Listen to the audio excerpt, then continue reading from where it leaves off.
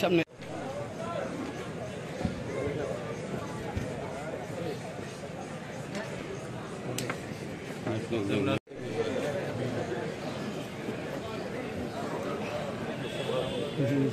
সকলকে ঈদ মুবারক।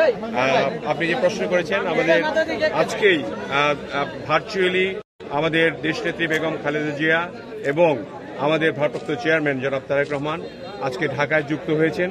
যেহেতু ম্যাডাম এবং তারেক রহমান দুইজনই লন্ডনে, তারা ভার্চুয়ালি গুলশান অফিসে আমাদের কার্যালয়ে ভার্চুয়ালি তারা জয়েন করেছেন। সেখানে স্ট্যান্ডিং কমিটি এবং সকল নেতৃবৃন্দ যারা ঢাকায় অবস্থান করছেন তারা তাদের সঙ্গে কুশল বিনিময় করছেন ভার্চুয়ালি।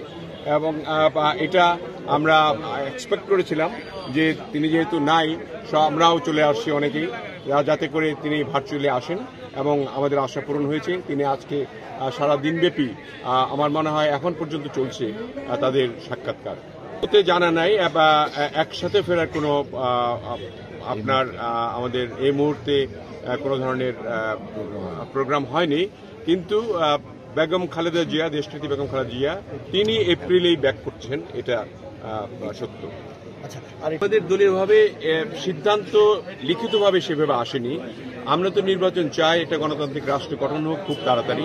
সেই কারণে আমরা এই ডক্টর ইউনূস সাহেবের যে উপদেষ্টা মণ্ডলী আছে এবং প্রফেসর ইউনূস সাহেবকে আমরা অনুরোধ করেছি যে এই বছরে যদি নির্বাচনটা দেয়, যদি নির্বাচন দেওয়ার তিনি প্রত্যয় ব্যক্ত করেন, তাহলে আমাদের তো আর তাদের তো সহযোগিতা আমরা করছি, এখনো করে যাব।